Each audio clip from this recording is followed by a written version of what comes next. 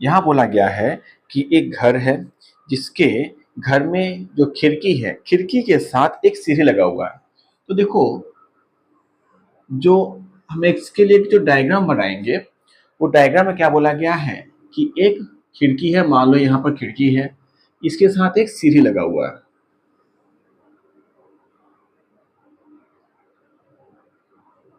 एक सीढ़ी लगा हुआ है।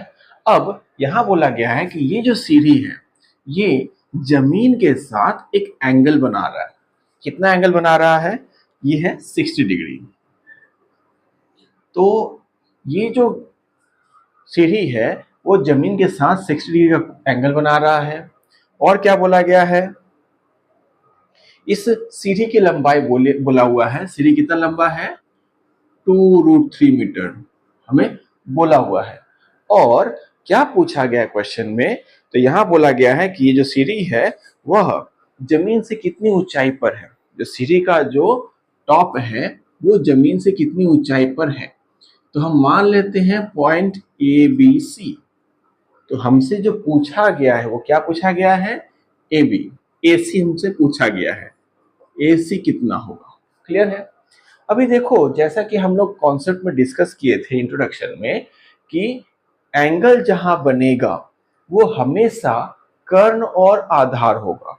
तो अगर ये हमारे लिए क्या है? अभी आधार है, ये कर्ण हो गया और ये लंब है।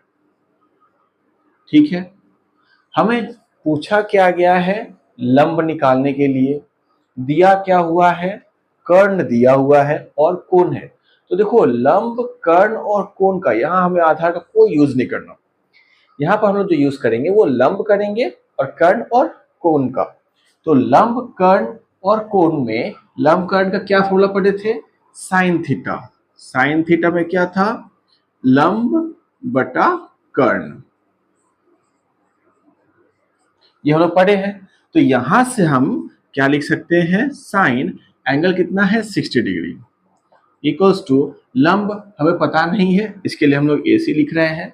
और कर्ण कितना है? AB हमें कितना दिया? 2√3 मीटर। ठीक है, अभी आता है साइन 60 का वैल्यू कितना होगा। तो साइन 60 का वैल्यू होता है √3/2 इक्वल्स टू AC/2√3। अब क्या करेंगे? यहाँ पे क्रॉस मल्टीप्लाई। तो 2 से AC मल्टीप्लाई किए। देखो, यहाँ मल्टीप्लाई भी कर सकते हैं, नहीं तो नीचे नीचे 2 कट जाएगा। तो 1 इंटू AC हो जाएगा AC, और √3 इंटू √3 कितना हो जाएगा? 3। तो हम लोग अब आंसर में क्या लिखेंगे कि जो सीढ़ी है वह जमीन से कितनी ऊंचाई पे है? 3 मीटर की ऊंचाई पे है। ठीक है, अब चलते हैं क्वेश्चन नंबर 2 पे, 2 पे।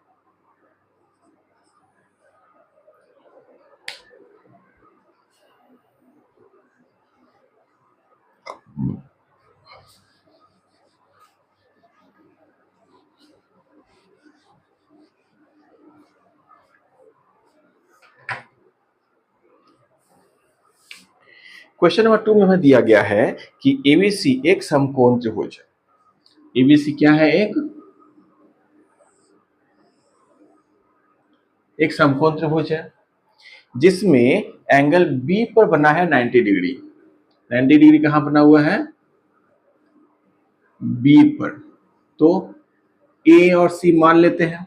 क्लियर है? अभी हमें यहाँ पे डेटा में दिया हुआ है कि AB का वैल्यू है 8√3। AB कितना है? 8√3 मीटर। और BC बोल के रखा हुआ है 8 मीटर, 8 सेंटीमीटर। अच्छा सॉरी, दोनों सेंटीमीटर में है, सेंटीमीटर।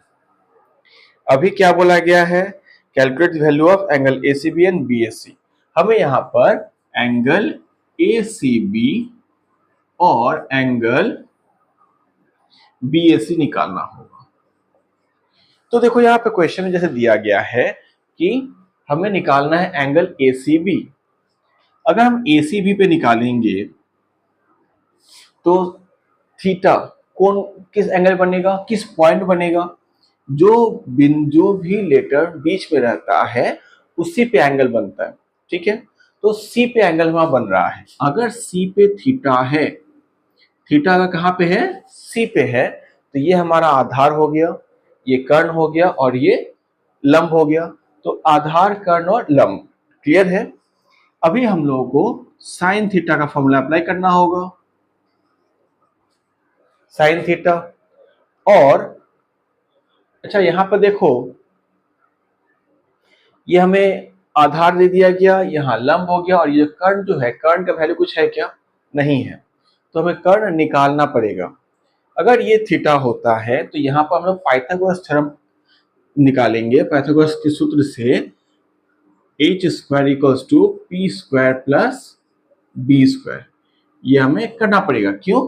क्योंकि यहाँ पर हमें कर्ण का वैल्यू नहीं दिया हुआ है। तो अभी देखो p कितना है, परपेंडिकुलर यानी कि लंब 8√3,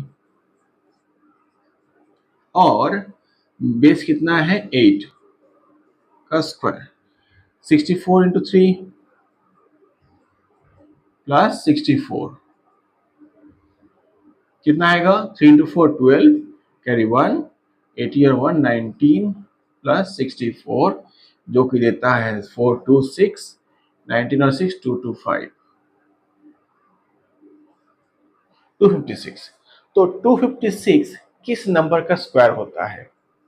ठीक है, तो 16 का स्क्वायर है तो h कितना हो जाएगा? यहां से h मिल जाएगा हमें 16, यहां लिख दिए 16। अब जो है हम लोग इसको सॉल्व करेंगे। साइन थीटा जैसा हमें पता है कि परपेंडिकुलर बाई हाइपोटेनस, लंब बटा कर्ण होता है। 8√3 बाई 16, 8 से काटेंगे 2 तो √3/2। ठीक है, वहीं जब एंगल BAC बोला जाएगा तो BAC में क्या हो जाएगा? BAC, अब यहां पर कोण बनाने के लिए बोला गया है। अच्छा यहाँ पे हम लोग सॉल्व नहीं किए। साइन थीटा इक्वल्स टू √3/2 है, तो साइन के किस वैल्यू में √3/2 आता है? साइन 60 पे। तो थीटा कितना हो गया? 60 डिग्री। क्लियर है? अब जब हम लोग का थीटा कहाँ बन रहा था? सेकेंड पार्ट में। सेकेंड पार्ट में बोला गया है कि थीटा कहाँ बनेगा? ए पर। तो इस अवस्था में हमारा ए बी जो है वो आधार कहलाएगा, AC है वो कर्ण कहलाएगा, और ये लंब हो जाएगा। ठीक है, तो अभी हम लोग को जब BAC निकालना है तो अब ये आधार है, ये लंब है और ये कर्ण है। तो हम लोग अगर साइन थीटा निकालते हैं, साइन थीटा इक्वल्स टू कितना हो रहा है? लंब बटा कर्ण, ये हमारे लिए अभी लंब है, तो 8/16 होगा 1/2, जो कि कितना होता है? Sine 30। So theta equals to 30 degree. तो एंगल ए जो है इसे हम लोग एंगल साइन एंगल सी भी लिख सकते हैं, या फिर एंगल की वजह पर थीटा भी दिखा सकते हैं। ठीक है, तो साइन थीटा जब सी पे था उस केस में थीटा 1 थीटा 2, चलो ऐसे नाम दे देते हैं, थीटा 1 थीटा 2। तो ये थीटा 1 हमें निकल गया और थीटा 2 कितना निकला? 30 डिग्री। ठीक है, अब चलते हैं नेक्स्ट क्वेश्चन पे। Question number 3। क्वेश्चन नंबर 3 में क्या दिया हुआ है कि यहाँ पे एक राइट एंगल ट्रायंगल है, यानी कि समकोण त्रिभुज है ABC। ABC क्या है? एक, हमें बोला गया है एक समकोण त्रिभुज है। तो चलो एक डायग्राम बना लेते हैं। एक डायग्राम बना लिया। ABC एक समकोण त्रिभुज है जिसमें एंगल B पे 90 डिग्री बोला हुआ है, तो ये 90 डिग्री होता है। ठीक है, तो यहाँ पे हमारा क्या आ गया? B आएगा।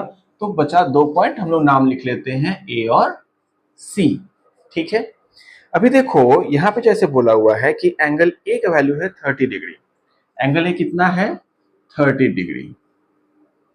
और हमसे पूछा गया है कि AB का लेंथ, एक और दिया हुआ है AC का लेंथ बोला है 20 सेंटीमीटर, ये दिया हुआ है 20 सेंटीमीटर।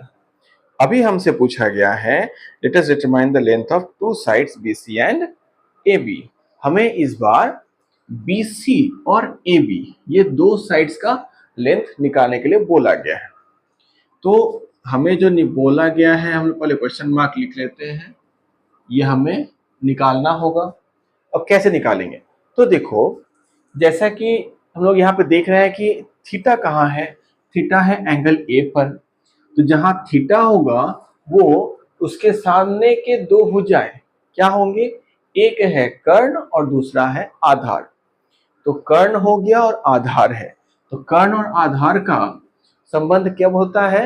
हम लोग कॉस थीटा में पढ़े हैं कि कॉस में क्या होता है? आधार बटा कर्ण। क्लियर है? अभी कॉस एंगल कितना बोला गया है? 30 डिग्री। Cos 30 degree. आधार हमारे लिए क्या होगा पता है क्या? नहीं दिया है, तो इसको हम लोग ए बी ही लिख लेते हैं। और कर्ण में क्या है? AC है, AC। cos 30 वैल्यू कितना होता है? √3/2। ये सबको याद रहना चाहिए। AB का वैल्यू हमें पता नहीं है, तो अभी हम लोग इसको AB ही लिखेंगे। और AC का हमें वैल्यू दे दिया गया था क्वेश्चन में, कितना? 20। अभी देखो 2 से 20 को काटें कितना? 10 बार में। देयरफॉर यहां हमारा AB कितना हो जाएगा? 10 इंटू √3, इतना सेंटीमीटर। ये हो गया हमारा क्या? AB का लेंथ। वैसे ही जब ये आधार है तो ये क्या है? लंब है। तो हम लोग कर्ण और लंब का क्या संबंध है? लंब बटा कर्ण हम लोग क्या पढ़े हैं? साइन थीटा में। तो हम लोग यहाँ पे साइन यूज करेंगे। साइन 30 डिग्री, 30 क्यों बोले? क्योंकि कोण का वैल्यू 30 डिग्री दिया हुआ था। ठीक है, तो साइन 30 कितना होता है? लंब बटा कर्ण। लंब क्या है हम लोग का अभी? BC, और कर्ण क्या है? AC। BC का वैल्यू तो नहीं दिया हुआ है, हम लोग इसको BC नहीं तो B लिखेंगे, लेकिन AC का वैल्यू बोला गया कितना? 20। साइन 30 कितना होता है? 1/2। 1/2। अभी फिर से 2 से 20 काट देंगे 10 बार में, तो BC कितना आ जाएगा? 10 सेंटीमीटर। तो हम लोग लास्ट में क्या लिखेंगे आंसर में कि अतः दो भुजाओं का मान AB equals to 10√3 metre centimetre और BC इक्वल्स टू 10 सेंटीमीटर। ठीक है, अब चलते हैं क्वेश्चन नंबर 4 पे। क्वेश्चन 4 पे क्या दिया है?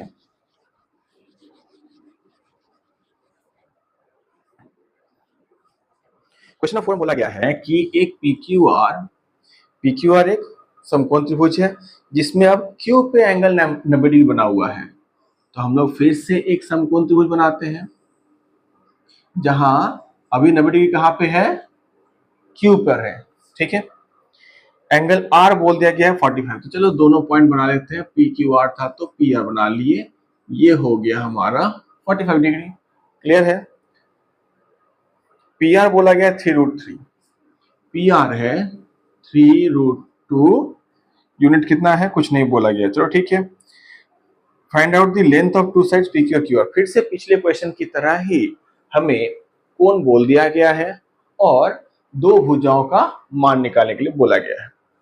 तो जैसे देखो हम लोग यहाँ पे थीटा बना है, तो अभी हमारा आधार क्या होगा? QR। तो अगर हम लोग आधार के साथ चलते हैं तो आधार कर्ण का रिलेशन क्या है? Cos theta. तो कॉस, चलो कॉस थीटा ही लिखते हैं। कॉस थीटा इक्वल्स टू आधार है हमारा QR बाई PR। अभी थीटा कितना बोला गया है? 45 डिग्री। तो cos 45 degree equals to QR, पता नहीं, PR का वैल्यू बोल दिया गया है 3√2। ठीक है, इसके बाद cos 45 वैल्यू कितना होता है? 1/√2। QR by R equals to 3√2 है। ये दोनों √2 कट जाएगा, तो हमारे पास क्या बचेगा? QR equals to 3। ये हमारा आंसर होगा 3 यूनिट। यहाँ पे हम लोग 3 इकाई लिखेंगे। क्यों? क्योंकि क्वेश्चन में हमें कुछ भी यूनिट नहीं बोला गया है, मीटर सेंटीमीटर कुछ नहीं बोला हुआ है, इसलिए हम लोग इसको 3 इकाई लिख के छोड़ देंगे। ठीक है, फिर देखो आधार निकल गया। अभी लंब, तो लंब कर्ण का संबंध साइन थीटा। तो sine 45 degree equals to PQ by PR।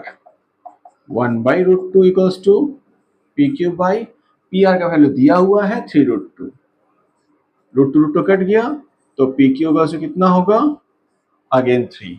तो ये भी 3, ये भी 3। ठीक है, तो हम आंसर क्या लिखेंगे? PQ equals to 3 units and QI equals to 3 units. ठीक है।